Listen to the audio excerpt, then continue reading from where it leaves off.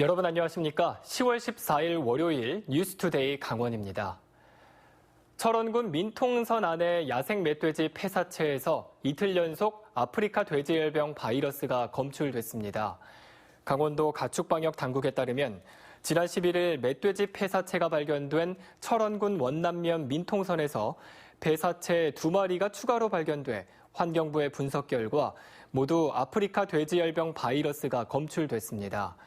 철원 민통선과 경기도 연천 민통선에서 잇따라 멧돼지 바이러스가 검출되면서 활동성이 강한 야생 멧돼지를 통한 아프리카 돼지열병 바이러스가 접경 지역에 폭넓게 노출됐을 가능성이 제기됐습니다. 이렇게 멧돼지를 통한 아프리카 돼지열병의 바이러스 유입이 확인되면서 바이러스 남하를 막기 위한 긴급회의가 어제 강원도청에서 열렸습니다. 접경 지역 단체장과 군부대 관계자들이 참석한 회의에서 최문순 도지사는 접경 지역 바이러스가 번지지 않도록 차단 방어선을 구축하겠다며 적극적인 협조를 당부했습니다. 이를 위해 강원도는 철원 민통선에서 금지돼 있는 총기나 올무를 사용한 멧돼지 포획과 피해 방지단의 인원을 증원해 줄 것을 정부에 건의하기로 했습니다. 아울러 바이러스 남하를 저지하기 위해 농식품부가 권장하고 있는 접경 지역 인근 양돈 농가의 돼지 수매우 도태 계획을 신중히 검토하기로 했습니다. 지역 혁신 도시로 공공기관들이 이전하게 된 데에는 이 수도권에 집중된 일자리와 경제력을 분산시켜 지역을 활성화하려는 의도가 있었습니다. 하지만 이런 취지에도 불구하고 일부 기관장들은 업무 추진비 대부분을 서울에서 사용한 것으로 나타났습니다. 이병선 기자가 보도합니다. 지난 2017년 국립공원공단을 마지막으로 원주의 13개 공공기관이 이전을 마쳤습니다. 이 가운데 정부 부처의 외청이거나 본부가 원주에 없는 곳을 제외하면 9곳입니다. 이들이 지난 3년 동안 기관장 업무 추진비로 사용한 돈은 약 5억 원. 이전한 지 대부분 3년에서 5년가량 지났지만 업무 추진비 사용 내역에 비친 이들 공공기관은 여전히 서울에 있는 것처럼 보입니다. 서울 사용액은 전체 업무 추진비의 43%로 원주 사용액인 39%보다 많았습니다. 특히 가장 많은 업추비를 쓴 3곳 중 2곳은 두드러지게 서울에 편중된 것으로 나타났습니다. 건보공단은 서울에서 6,600여만 원을 썼지만 본원이 있는 원주에서는 불과 1,000만 원을 지출하는 데 그쳤고 신평원도 서울에서 전체의 60%가량인 5,800여만 원을 쓴 데 비해 원주에서는 3,100여만 원만 사용했습니다. 이 밖에 한국관광공사와 보훈복지의료공단 등도 서울에서 사용한 비중이 더 높았습니다. 국회나 주요 부처나 사실은 지방으로 그분들을 부르기가 되게 어려운 경우에요. 만나는 이해관계자들도 되게 많아요. 그러니까 동선이 너무 크시다 보니 저희가 이제 거기서 만나는 유관기관들도 많고. 한편 3년 동안 1억 2천여만 원을 써 가장 많은 업무 추진비를 집행한 도로교통공단은 60%가 넘는 8천만 원을 원주에서 사용해 대조적인 모습을 보였습니다. MBC 뉴스 이병선입니다.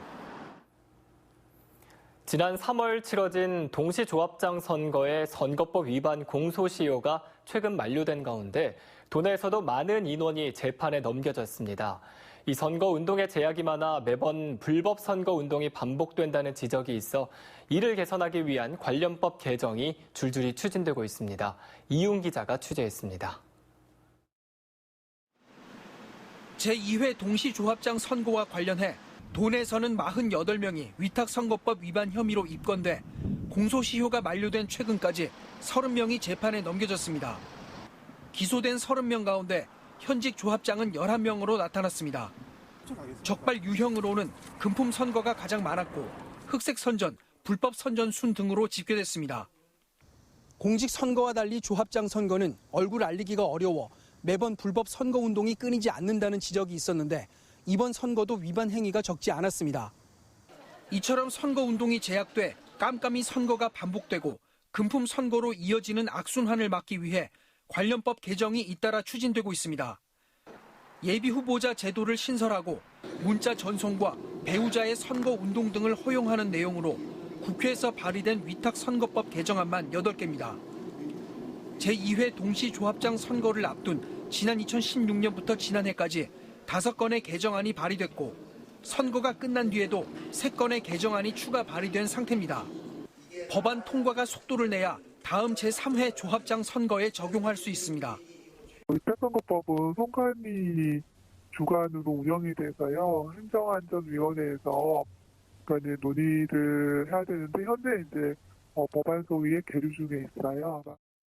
뒷북 대책이라는 비판도 있지만 관련법이 개정되면 불법 선거 운동이 줄어들고 조금이나마 공정한 조합장 선거를 치르는데 도움이 될 것으로 보입니다.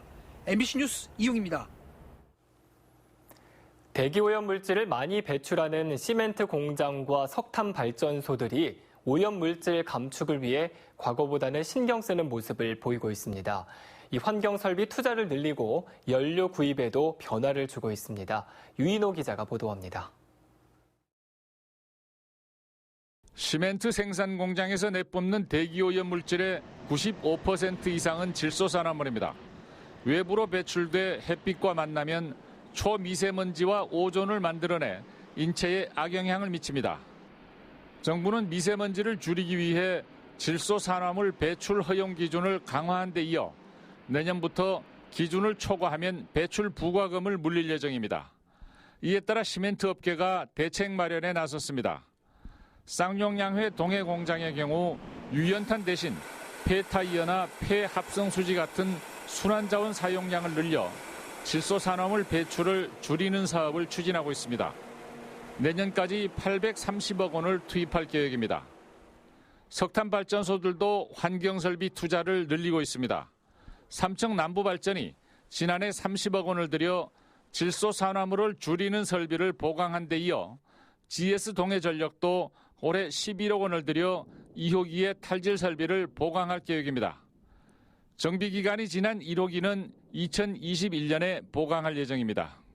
이번에 저희가 설비 개선을 마무리하게 되면 미세먼지를 생성하는 질소산화물 농도가 현재 35ppm으로 배출하던 것을 15ppm으로 낮춰서 배출하게 되고요. 이는 법에서 정하는 배출 허용 기준의 약 30% 수준입니다. 연료 구입도 달라지고 있습니다. 삼청 남부발전에 이어 GS 동해전력도 올해 들어 황성물이 적은 유연탄을 도입하고 있습니다. 저유황탄을 사용하면 구입 비용은 늘어나지만 미세먼지 생성 물질인 황산화물 배출이 줄어들게 됩니다. MBC 뉴스 유인호입니다. 강원도의 수출이 2달 연속 감소한 것으로 나타났습니다. 무역협회에 따르면 강원도의 지난 8월 수출은 1억 6,939만 달러로 지난해 같은 기간에 비해 8.3%가 줄어들었습니다. 품목별로는 의료용 전자기기와 합금철 수출이 많이 줄어들었고 국가별로는 일본 수출이 7.2% 감소했습니다. 강원도의 수출은 지난해 10월부터 올해 6월까지 9개월 연속 플러스 성장을 이어오다가 지난 7월 0.6% 감소했고 8월에는 감소폭이 더욱 확대됐습니다. 강원도 내 송전선로의 지중화율이 전국에서 가장 낮은 것으로 나타났습니다. 어기구 국회의원이 한국전력공사로부터 받은 자료에 따르면 8월 말 기준 강원도의 송전선로 지중화율은 1.1%로 전국에서 가장 낮았습니다.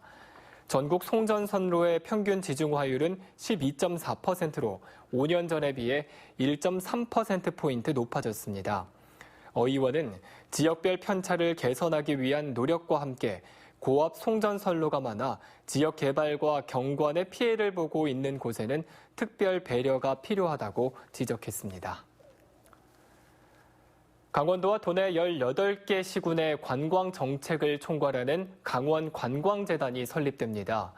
강원도와 각 시군은 오늘 강원관광재단 설립을 위해 출연금 납부와 그리고 공무원 파견, 공동 마케팅 등의 협조를 약속하는 업무 협약을 체결합니다. 운영 재원은 강원도와 시군의 고정 출연금과 정부 공모 사업 등을 통해 150억 원을 마련할 계획입니다. 강원도는 올 하반기 도의회와 행안부의 협의를 거쳐 내년 7월 설립을 목표로 하고 있습니다. 강원도교육청과 강원대를 비롯한 도내 교육기관에 대한 국정감사가 오늘 경상북도 교육청에서 열립니다. 국회 교육위원회는 오늘 오전 경북교육청에서 강원대와 강원대병원, 춘천교대와 강릉원주대, 강릉원주대 치과병원에 대한 국정감사를 진행합니다. 오후에는 강원도 교육청을 비롯해 대구교육청과 경북교육청에 대한 국감을 이어갑니다. 도교육청은 고교 학점제와 민족사관고등학교의 자사고 재지정, 그리고 강원대병원은 간접 고용 근로자의 정규직 전환 미이행 등 예상 질문에 대한 답변을 준비하고 있습니다. 최근 5년 동안 강원도에서는 553건의 졸음운전 사고가 발생해 44명이 목숨을 잃은 것으로 나타났습니다. 경찰청이 제출한 국감 자료에 따르면 2014년부터 지난해까지 강원도에서는 44명이 졸음운전 교통사고로 숨져 전국 16개 시도 가운데 졸음운전 사고 사망자가 6번째로 많았습니다. 특히 졸음운전 교통사고 100건당 사망자 수, 즉 치사율은 강원도가 8명으로 전국에서 가장 높았습니다. 도로명 주소가 전면 시행된 지 6년이 지났지만 강원도의 도로명판 미설치율이 43%에 이르는 것으로 나타났습니다. 더불어민주당 소병훈 국회의원에 따르면 강원도는 아직까지 3만 9천여 개의 도로명 주소 도로명판을 설치하지 않아 미설치율이 43%에 달했습니다. 소병훈 의원은 자치단체 예산 부족 등으로 아직 이면도로의 도로 명판 설치율이 높지 않다며 자치단체와 정부의 노력이 필요하다고 밝혔습니다. 강원 지역의 소방공무원들의 1인당 담당 인구가 전국 18개 소방본부 가운데 가장 적은 것으로 나타났습니다. 민주당 소병훈 의원이 소방청으로부터 제출받은 자료에 따르면 강원 소방공무원의 1인당 담당 인구는 419명으로 전국에서 가장 적었습니다. 1인당 담당 인구가 가장 많은 지역은 서울로 1,389명에 달해 강원도보다 3배가량 많았습니다. 한편 전국적으로 소방공무원이 늘어나면서 해마다 소방공무원 1인당 평균 담당 인구는 감소하는 추세를 보이고 있습니다. 농업인이 각종 국고 보조와 세금 감면 혜택을 받을 때 필요한 증명서를 오늘부터는 무인 민원 발급기에서도 가능하게 됐습니다. 행정안전부와 국립농산물품질관리원은 농업경영체 등록 확인서와 농업경영체 증명서를 행정기관이나 은행 등 전국 무인 민원 발급기 4,160곳에서도 발급한다고 밝혔습니다.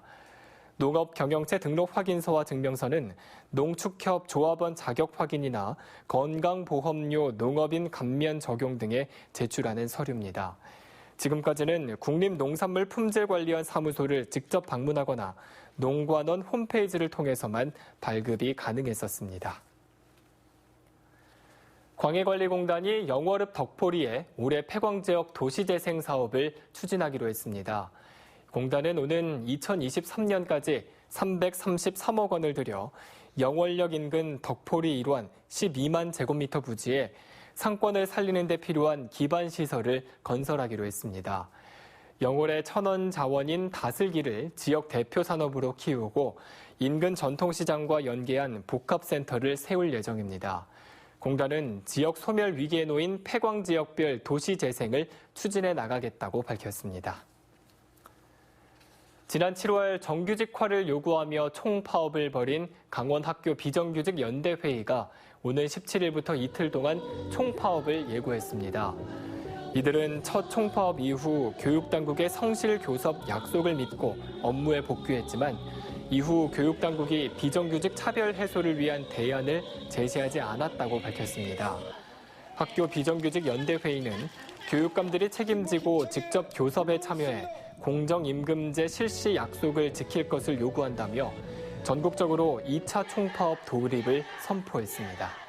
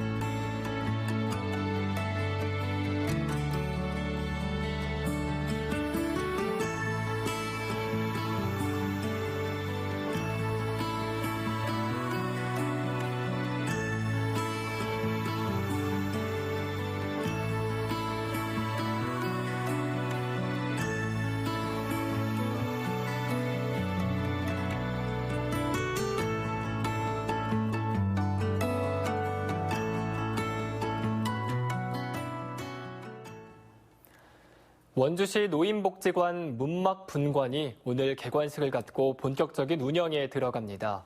728제곱미터 부지에 24억 원의 사업비를 들여 지상 2층 규모로 건립된 복지관에는 체력 단련실과 프로그램실, 상담실 등이 들어섰습니다. 문막 분관은 상지대학교에서 원주시의 위탁을 받아 운영합니다. 원주시는 문막 분관 개관으로 거리가 멀어 각종 노인 복지 프로그램 이용이 어려웠던 원주 서북권 어르신들의 편의가 크게 향상될 것으로 기대하고 있습니다. 태백시가 스마트폰 애플리케이션을 이용해 대형 폐기물을 간편하게 신고 배출하는 서비스를 시행하기로 했습니다. 태백시는 애플리케이션 여기로를 활용해 가구 등 대형 폐기물의 배출 희망 날짜와 배출 장소, 품목 등을 입력한 뒤 신용카드나 계좌 이체로 결제하면 된다고 밝혔습니다. 기존에는 행정복지센터를 찾거나 인터넷을 통해 신고 필증을 출력해야 해서 주민들이 불편을 겪어왔습니다. 이상으로 뉴스투데이 강원을 마칩니다. 고맙습니다.